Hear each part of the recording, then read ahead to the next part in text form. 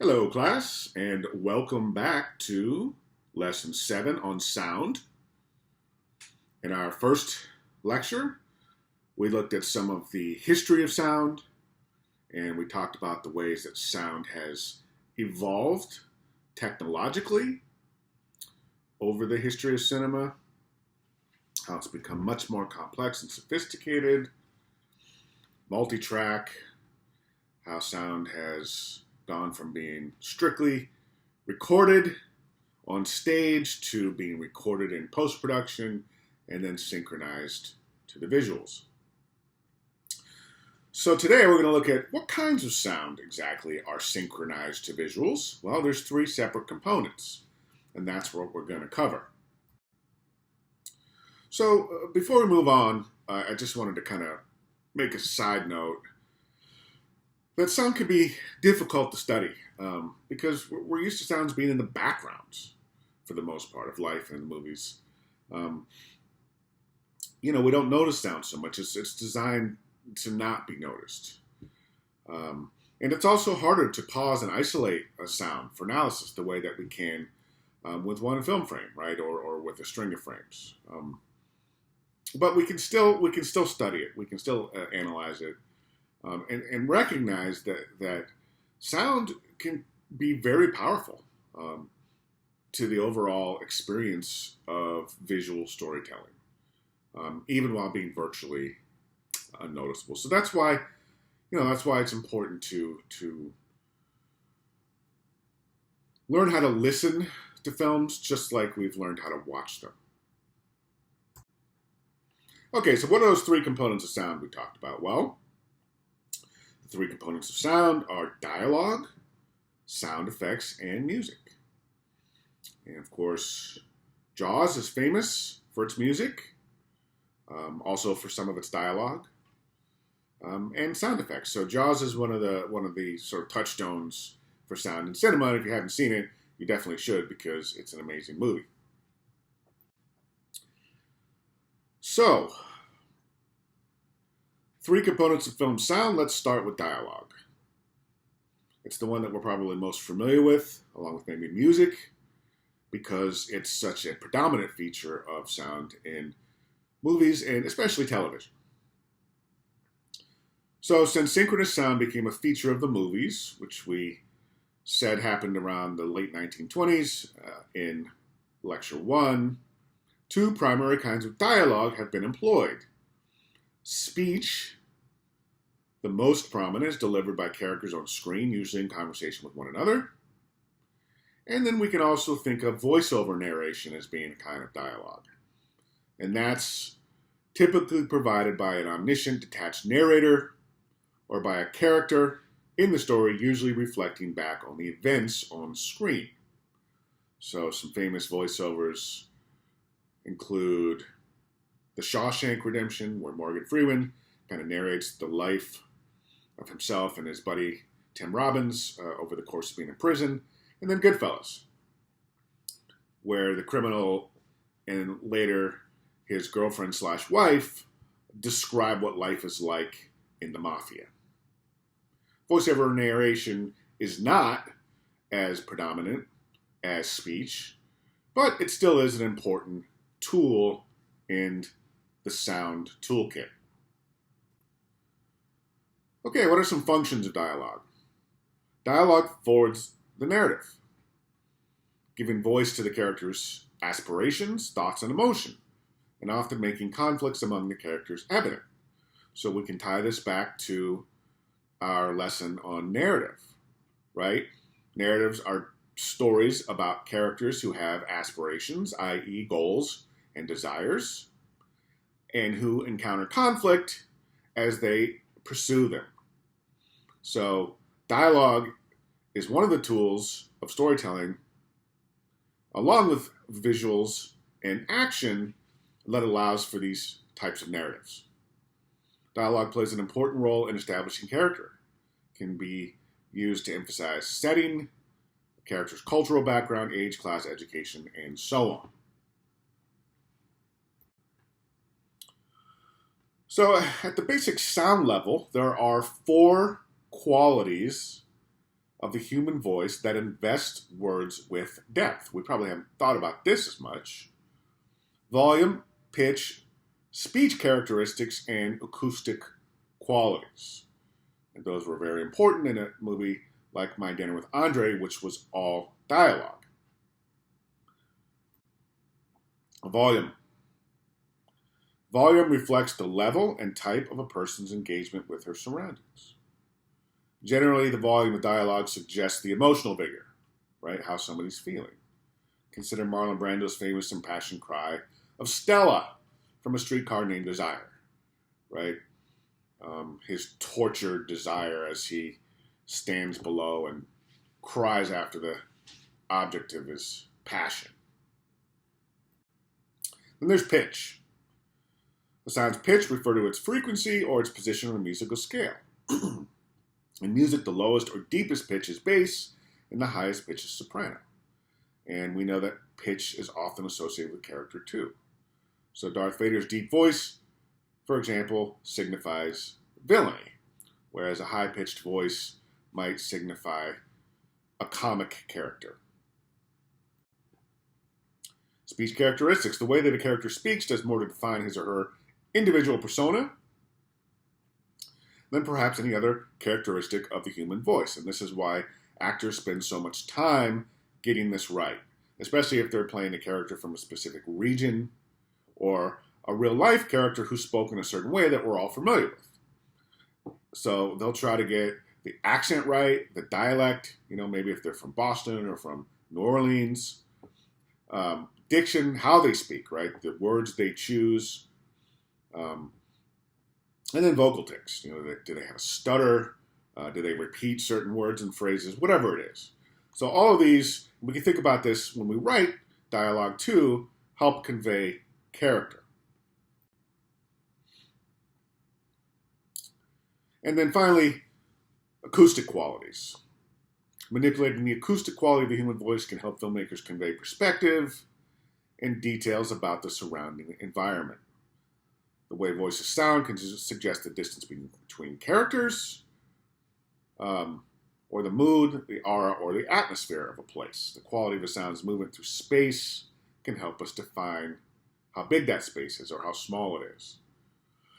So, for example, if a couple of characters are shouting to each other in a huge warehouse, right, that sound will be amplified.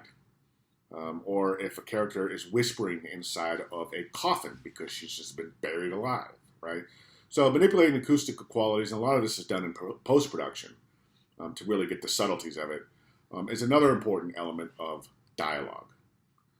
So understanding these different elements, these different qualities of dialogue, helps us to recognize that even something as simple as characters talking is very sophisticated when it comes to creating it for the movies. And we talked about voiceover narration. It's not used that often, although certainly we do see it, or I should say we do hear it in television and the movies from time to time.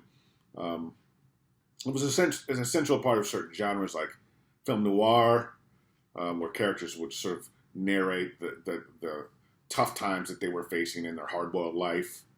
And then some famous uses of voiceover included Sunset Boulevard, Apocalypse Now, and Stand By Me. And more recently, we talked about The Shawshank Redemption and Goodfellas, right? Voiceover narration can encourage audience identification on the screen. That's one of the things that it does well because it puts us inside the thoughts of a character, which normally can't do as much through speech.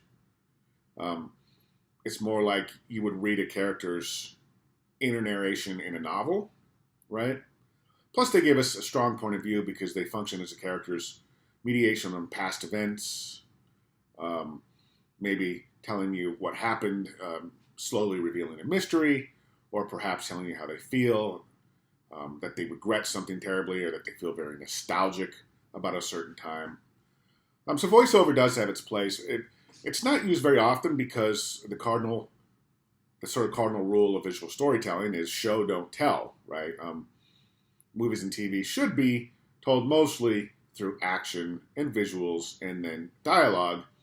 We don't want someone just telling us a story. It's not as involving. But if it's used properly, like in the examples we've discussed, it does have its place. So another element of sound in dialogue and also editing is the dialogue overlap, also known as a sound bridge. And it does just what it sounds like. It bridges two images. This is often used during shot reverse shot, which we learned about in editing. When two characters are in conversation, we switch back and forth between them so that we can see them talking to each other. We understand their relationship in space. We see their reactions, right? But they'll also use a dialogue overlap to smooth down the visual change of a shot and make it less choppy. So in other words, we'll cut to the person that's listening while the other person is still talking. And so our brain is still involved in hearing what they're saying, and we're not processing the jarring immediacy of that cut, right? So it just helps smooth down the dialogue so that continuity is achieved, right? But sound bridges can be used creatively in other ways too. A lot of times a sound bridge will take us from one time to another. So for example, a character might be getting ready to go to war, right? They're in basic training, and then a sequence ends and we hear the engines of a plane, right? And we haven't seen the visual counterpart to that sound yet, but the next shot we see the plane in the air taking the soldier overseas, and we understand that that engine sound that we heard was a sound bridge leading us into the next scene. So direct sound and looping. So this goes to how dialogue is recorded. Even when sound effects are recorded on location, and they are with microphones, that's called direct sound, they're always remixed and remastered because you can almost never get the quality of sound that you want on location. So dialogue can be replaced during post-production using a process called ADR or looping. That's automatic dialogue replacement. In this process, actors reread their lines as they watch the footage of the scene that needs to be reworked. And then the sound mixer and the post-production people working on the sound can go back and they can enhance all of those qualities that we talked about earlier. The pitch, the acoustic qualities, the volume, all that stuff can then be manipulated just so that it sounds better, for lack of a better term, right? So it's a more all-encompassing auditory experience. And so go ahead and watch this video. You can either stop the lecture and go check it out now or watch it when you're done, but just gives you an idea of the process, how ADR and looping is done.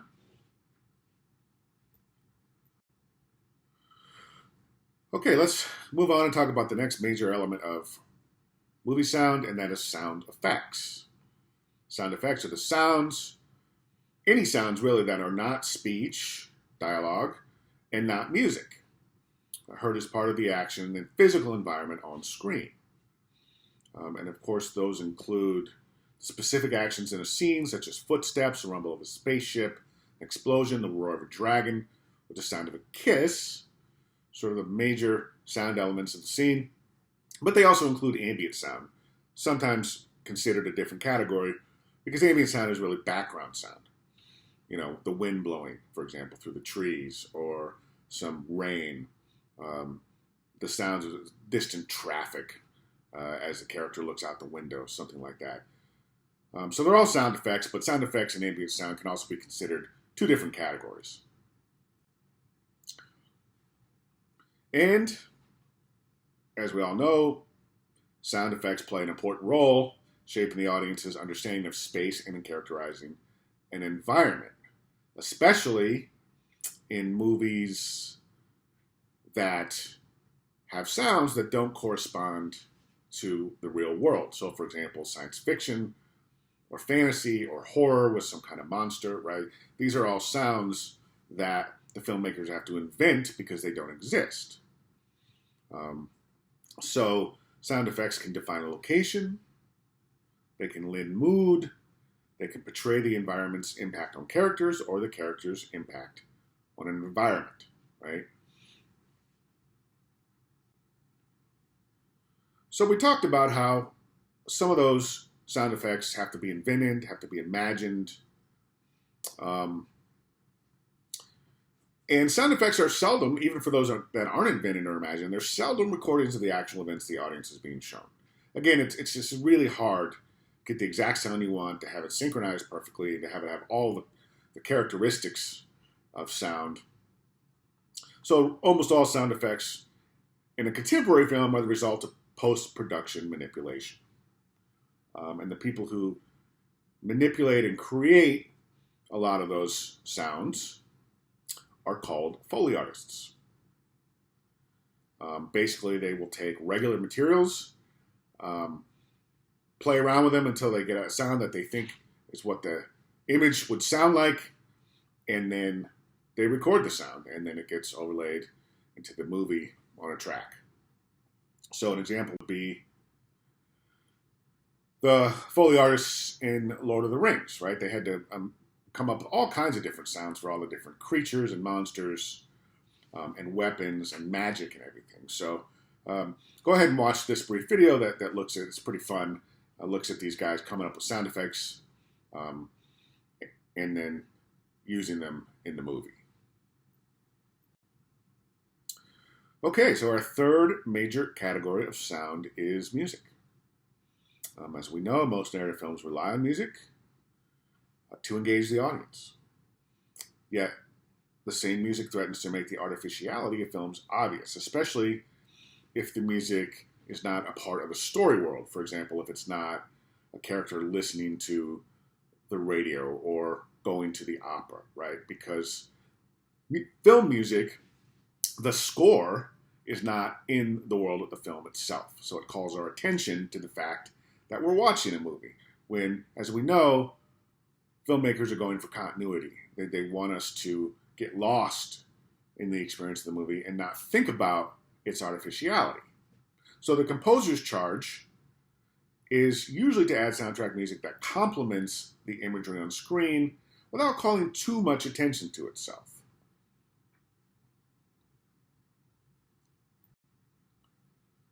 In many cases, the only purpose of a score is to provide background music, which sustains audience attention and lends coherence to a scene, and it moves from shot to shot.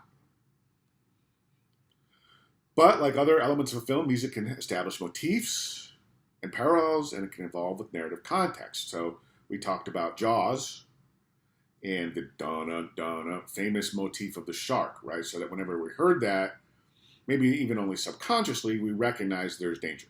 We recognize that there's sharks around. So musical motifs do help with the storytelling, even though they're supposed to work on kind of a background level or even a subconscious level, while the visuals and the dialogue and everything are engaging our consciousness.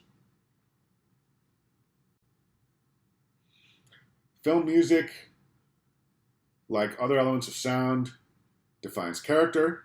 You think about all the famous themes written for specific characters like Superman or Indiana Jones, shapes emotional tenor. Music creates a lot of emotions in us, so it's very easy to use music to make us feel excited or sad. I can set the scene, the historical context, right? If we're watching a film that's set during the Revolutionary War, we might expect to hear, a fife, a piccolo, and some snare drums, playing out some kind of march from the era. Shape space, creates continuity between scenes, much like a sound bridge does. And then emphasize climaxes. We've all heard how music gets louder and sort of brassier as we get close to the climax and at the climax of a movie as a way to help generate the overall excitement. There are two kinds of film music. We talked about diegetic and non-diegetic elements back in narrative. And it's much the same here. Diegetic music includes any music playing within the world of the story, such as songs in bars or car radios, or music at a wedding. In Hustlers, for example, the music at the club when they dance. Non-diegetic music is the music that the characters in the world of the film story can't hear or experience. And that would be an orchestral score or a popular music score, right? It could be rock, rap, hip-hop, whatever, it doesn't matter. As long as it's playing over the top of the movie and is not something that the characters are aware of or can hear. So that's non-diegetic music. And like other elements of sound, music is recorded separately from a film's soundtrack and added later. It's true of the musical score and the non-diegetic music, but it's also true of the music featured within the world of the movie. Even the songs being sung by the characters, such as the numbers in musicals. Those need to sound as good as possible. Fidelity needs to be high, right? The volume needs to be right. It needs to be balanced perfectly. It needs to be in tune. So everything is created later. So here is another short video that looks at how popular music is used in film. What we call needle drops. In other words, how pop music comes on the soundtrack to emphasize a scene. So, and of course, Guardians of the Galaxy is famous for that. There's plenty of both diegetic music that the characters listen to on their Walkman or in the spaceship, and plenty of non-diegetic music as the songs and the score play over the soundtrack.